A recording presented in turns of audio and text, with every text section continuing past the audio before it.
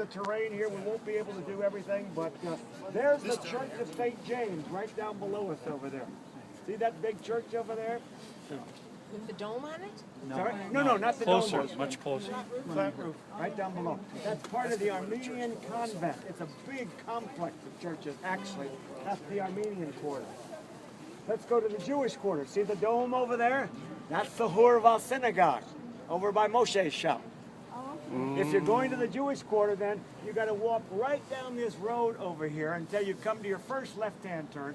Turn left, and you'll take you right down there to the Hurva synagogue and Moshe's shop. Somebody, Audrey, I think, is going to return something, right? Yes, so Audrey, you'll want to go all the way down this lane when we come out. Turn left at your first left, and it takes you right in the middle of the Jewish quarter. All right, so that the St. James Church is the middle of the Armenian quarter. The Hurva synagogue is the middle of the Jewish quarter. The Dome of the Rock is the center of the Muslim quarter. And look at these big gray domes over here. See those? Yeah. That's the Crusader minimized church that they call the Church of the Holy Sepulchre. Originally, that was two giant churches. The Basilica of the Crucifixion is the that smaller dome stands over Golgotha, the upraised, bouldered hill, fractured rock they couldn't use for the quarry. We find that left as it is, and that's undoubtedly why they called it the place of the skull. Because you have this head sticking out of the ground that they couldn't quarry because it was fractured stone. And that's outside the second wall, as we saw on the... That's right. That's just outside the second wall. Now, in front of that small gray dome, do you see there's a church bell tower? Mm-hmm. That's the Lutheran Church of the Redeemer, where the gate would have been that Jesus carries the cross out of. Not the cross piece, right? You know he's not carrying a cross, just the cross piece. And you also know that Jesus wasn't crucified on the top of Golgotha. He was crucified in the quarry, somewhere around Golgotha. So again, our romanticized version of it puts Jesus on the cross beside two other crosses, and that's the image. And the traditional ones. The Notre Dame helmet? What's that? The Golgotha, Gordon's. Gordon's Cavalry, yes. Out there. Gordon's Cavalry, Calvary, is going to be, let's see if we can find that here. That's pretty far down.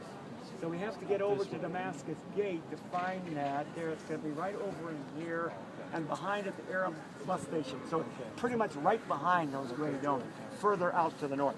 The big gray dome stands over the tomb of Christ. The tomb of Christ is gone, as Waleed told us yesterday, that the church keeps getting destroyed. And the last time it was destroyed, they hacked away the tomb. So we can't find the tomb of Christ, but we can find tombs around the tomb of Christ, and they're all Jewish tombs from the Herodian era.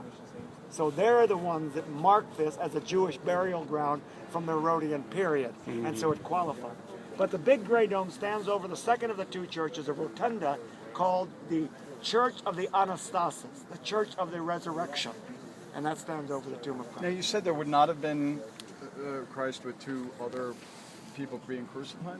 Well, Jesus would have been crucified in a quarry, probably at least with another 75 to 100 crosses. Okay. But what the gospel narratives do is focus on two of these individuals hanging on the cross. It's the Bible way to focus on threes. So the image that we get is that the only three people were crucified that day, and they're right next to each other. Got a big cross, got two smaller crosses. See how pretty that looks?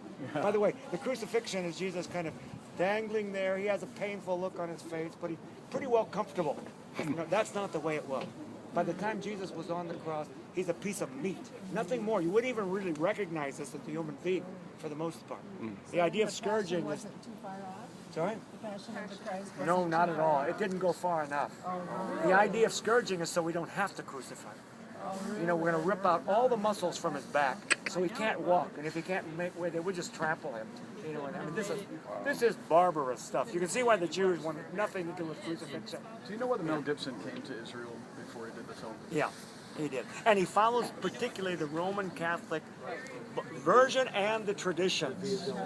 Yeah, the Via Dolorosa, everything there. The one thing that Mel Gibson does do that's very helpful for me is he buys the Roman Catholic Assumptionist tradition that Jesus was incarcerated for 24 hours in the Jewish law. So you see Jesus standing down there being held up with John and his mother talking above the pavement. That's where we're going to be tomorrow. I think there's every reason to believe that historically that's historically accurate. You pointed out another site when we were at the model that wouldn't have the Old Testament type of burial and things, and a lot of people. Yes, that's Where is that? we can't see that. It's behind the gray domes over here. That's what Don was talking about. We're talking about Gordon's Calvary and the Garden Tomb. By the way, that's only a stone's throw from the Ritz Hotel. Yeah. So that's easy. Where's I would the say Ritz? maybe at the end when you're going back, drop in at the Garden Tomb. It's on Nablus Road. If you come out of Damascus Gate, walk up Nablus Road, and you'll come to see a sign, Garden Tomb. You'll go in there, and the people in there will show you their version of Calvary, and they'll show you the Calvary, you know, is Latin for Golgotha, Aramaic, and they'll take you to the tomb, they'll take you to the hill, and then you can come right out of there, turn right, and it takes you right down to Ritz. Where's the Ritz from here? The Ritz, where the Ritz is from here. Okay, let's see. You might be able to see the National. I don't think you can see it. All right, let me do it this way, yeah, because it's low down, you see? That's the problem. But let me do point out this. If you look way up here, see where my finger is? All right, let's start with the church steeple over here.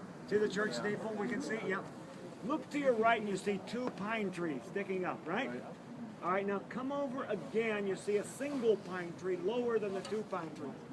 All right, now another short distance over, and then look in the distance, you can see a broad hotel with blue windows at the top, greenish blue windows.